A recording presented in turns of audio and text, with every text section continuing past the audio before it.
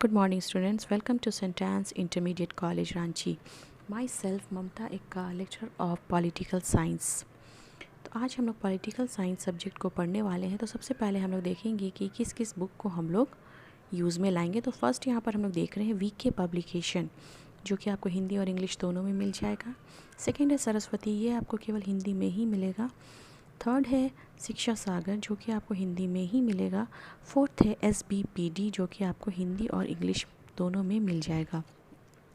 उसके बाद हम लोग देखेंगे आगे अपने सिलेबस की ओर जाएंगे। तो इसमें हम लोग यहाँ पर देख रहे हैं कि पॉलिटिकल साइंस सब्जेक्ट जो है हमारा, ये दो भागों में बटा हुआ है, पार्ट ए और पार्ट बी।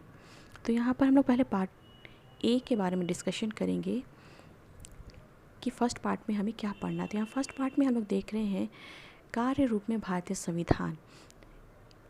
इसके अंतर्गत हमारा जो पहला चैप्टर है संविधान यानी कि कॉन्स्टिट्यूशन, यानी कि हमें कॉन्स्टिट्यूशन के बारे में जानना है।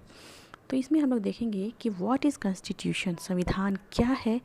The making of the constitution, यानी कि संविधान की रचना के बारे में देखेंगे। फिर हम लोग देखेंगे importance of the Indian constitution, यानी कि संविधान का महत्व। उसके बाद हम लोग देखेंगे why do we need a constitution, हमें संविधान की आवश्यकता क्यों है। उसके बाद हम लोग हमारा जो अगला चैप्टर है right in the Indian constitution, यानी कि भारतीय संविधान में अधिकार के बारे में पढ़ेंगे। इसमें हम लोग देखेंगे कि अधिकार क्या है, what is rights, fundamental rights in the Indian constitution, भारतीय संविधान में मौलिक अधिकारों के बारे में पढ़ेंगे। फिर उसके बाद हम लोग देखेंगे directive principles of state policy, यानी कि राज्य के नीति निर्देशक तत्वों के बारे में। फिर उसके बाद हम लोग देखेंगे अगला टॉपिक है इसी चैप्टर का relationship between fundamental rights and directive principles, यानी कि मौलिक अधिकार और राज्य के नीति निर्देशक तत्वों के बीच क्या संबंध है, इसके बारे में हम लोग स्टडी करेंगे। फिर इसके बाद हमारा जो अगला चैप्टर है चुनाव और प्रतिनिधित्व, यानी कि इलेक्शन एंड रिप्रेजेंटेशन।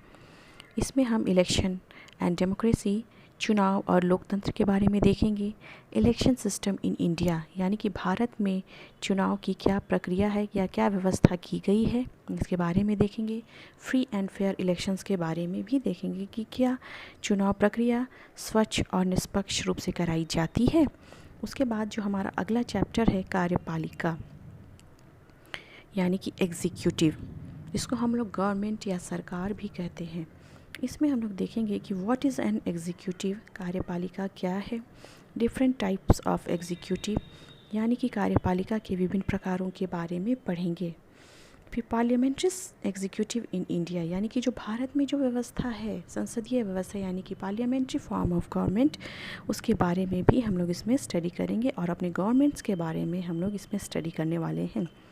फिर उसके बाद जो हमारा अगला चैप्टर है लेजिस्लेचर, यानी कि विधायिका, जिसको हम लोग पार्लियामेंट या संसद भी कहते हैं। तो इसमें हम लोग देखने वाले हैं कि why do we need a parliament, हमें संसद की आवश्यकता क्यों है। फिर हम लोग देखेंगे टू हाउसेस ऑफ पार्लियामेंट, यानी कि संसद के दो सदनों के बारे में देखेंगे। उसके बाद हम लोग power and function of the parliament, यानी कि संसद की शक्तियों के बारे में स्टडी करने वाले हैं। उसके बाद हमारा जो नेक्स्ट चैप्टर हम लोग देख रहे हैं जुडिशरी, यानी कि न्यायपालिका। तो इसमें हम लोग देखेंगे why do we need an independent judiciary, यानी कि हमें स्वतंत्र न्यायपालिका की क्यों आवश्यकता है। फिर उसके बाद हम लोग देखेंगे स्ट्रक्चर ऑफ द जुडिशरी, यानी कि न्यायपालिका की संरचना के बारे में देखेंगे। टाइप्स ऑफ जुडिशरी देखेंगे, यानी कि न्यायपालिका के प्रकार के बारे में देखने वाले हैं। उसके बाद हम लोग यहाँ पर देख रहे हैं 7 चैप्टर संघवाद, यानी कि फेडरलिज्म। इसमें हम लोग देखेंगे व्हाट इज़ फेडरलिज्म, संघवाद क्या है। Federalism in the Indian constitution, यानी कि भारतीय संविधान में संघवाद में हम लोग देखेंगे सरकार की शक्तियों के बारे में, शक्तियों का विभाजन, डिवीज़न ऑफ पावर के बारे में हम लोग स्टडी करेंगे। उसके बाद हम लोग 8 चैप्टर देख रहे हैं लोकल गवर्नमेंट, यानी कि स्थानीय स्वशासन के बारे में। इसमें हम लोग पढ़ेंगे कि what is local government, local government या स्थानीय शासन क्या है, why do we need local government, हमें स्थानीय सरकारों की आवश्यकता क्यों है।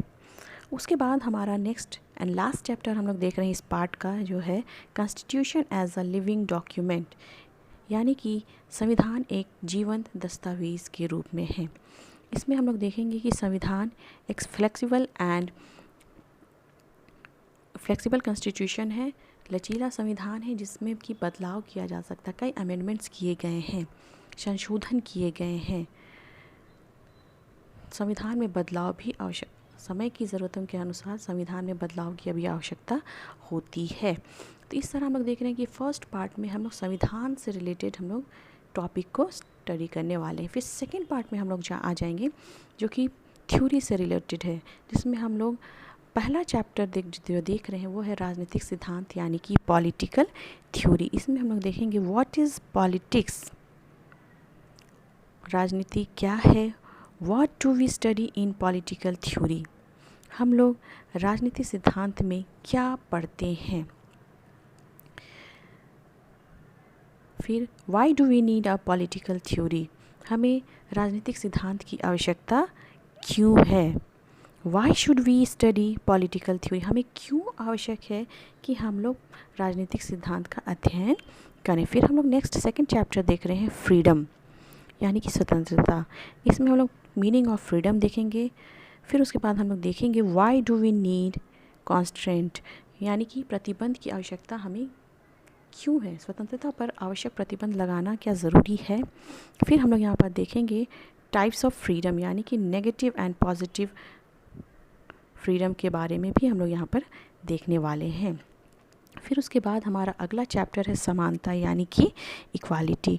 इसमें भी हम लोग मीनिंग ऑफ इक्वालिटी देखेंगे कि क्या है समानता। फिर उसके बाद हम लोग देखेंगे वेरियस डायमेंशन ऑफ इक्वालिटी, विभिन्न प्रकार देखेंगे समानता के। फिर उसके बाद हम लोग अगला चैप्टर देख रहे हैं सामाजिक न्याय यानी कि सोशल जस्टिस। इसमें हम लोग ये देखने वाले हैं कि न्याय क्या है, what is justice, types of justice के बारे में भी हम लोग देखेंगे। फिर उसके बाद हमारा जो अगला चैप्टर है राइट्स यानी कि अधिकार। इसमें भी हम लोग मीनिंग ऑफ राइट्स यानी कि अधिकार क्या है, मतलब क्या है इसका, where do rights come from, अधिकार कहाँ से आए हैं। फिर हम लोग लीगल राइट्स के बारे में देखेंगे, काइंड्स ऑफ राइट्स के बारे में देखेंगे यानी कि अधिकारों के प्रकार के बारे में देखेंगे। फिर हम लोग आखिर में देखेंगे राइट्स एंड रिस्पॉन्सिबिलिटी यानी कि अधिकार और कर्तव्यों के बारे में भी हम लोग इस चैप्टर में स्टडी करने वाले हैं। फिर हमारा नेक्स्ट चैप्टर हम लोग देख रहे हैं सिक्स्थ चैप्टर नागरिकता यानी कि सिटीजनशिप। इसमें हम लोग अपने बारे में पढ़ेंगे क्योंकि स्वयं हम एक नागरिक हैं, तो नागरिक होने के नाते हमें इस विषय को जानना बहुत ही ज़रूरी है। तो इसमें हम लोग देखेंगे व्हाट इज़ सिटीज़नशिप यानी कि नागरिकता क्या है, सिटीज़न एंड नेशन यानी कि राष्ट्र और नागरिक के बारे में देखेंगे। फिर हम लोग इसमें देखेंगे यूनिवर्सल सिटीज़नशिप और ग्लोबल सिटीज़नशिप यानी कि वैश्विक नागरिकता के बारे में भी हम लोग इसमें स्टडी करेंगे।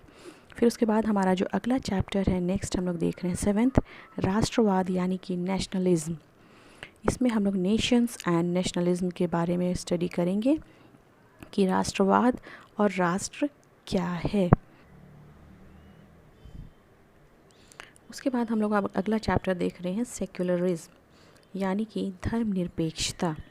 तो ये हमारे लिए बहुत ही महत्वपूर्ण चैप्टर है। इसमें हम लोग देखेंगे व्हाट इज़ सेक्युलरिज्म यानी कि धर्मनिरपेक्षता क्या है। फिर हम लोग देखेंगे नीड ऑफ सेक्युलर स्टेट यानी कि सेक्युलर राज्यों की आवश्यकता यानी कि धर्मनिरपेक्ष राज्यों की आवश्यकता क्यों है, व्हाट इज़ सेक्युलर स्टेट, धर्मनिरपेक्ष राज्य क्या है। उसके बाद हम आगे देख रहे हैं हमारा जो अगला चैप्टर है वो है शांति यानी कि पीस। इसमें हम लोग देखेंगे व्हाट इज़ पीस, शांति क्या है, प्रिंसिपल्स ऑफ पीस, शांति के सिद्धांत देखेंगे, इसके प्रकारों के बारे में भी देखेंगे। उसके बाद हमारा यहाँ जो लास्ट चैप्टर है 10th विकास यानी कि डेवलपमेंट। यहाँ पर हम लोग देखेंगे meaning and definition of development, what is development, development यानी कि विकास क्या है। फिर हम लोग देखेंगे ऑब्जेक्टिव ऑफ डेवलपमेंट यानी कि विकास के उद्देश्यों के बारे में देखेंगे। फिर हम लोग विकास के प्रकारों के बारे में भी देखने वाले हैं, एस्पेक्ट्स ऑफ डेवलपमेंट, जो कि हम लोग 3 रूपों में देखेंगे, सामाजिक, राजनीतिक और आर्थिक। तो इस तरह हम लोग देख रहे हैं कि हमारा जो पॉलिटिकल साइंस सब्जेक्ट का जो विषय है ये 2 भागों में बटा हुआ है, और इस तरह से हम लोग पार्ट ए और पार्ट बी करके हम लोग अपने स्टडी को कंप्लीट करने वाले हैं। Thank you.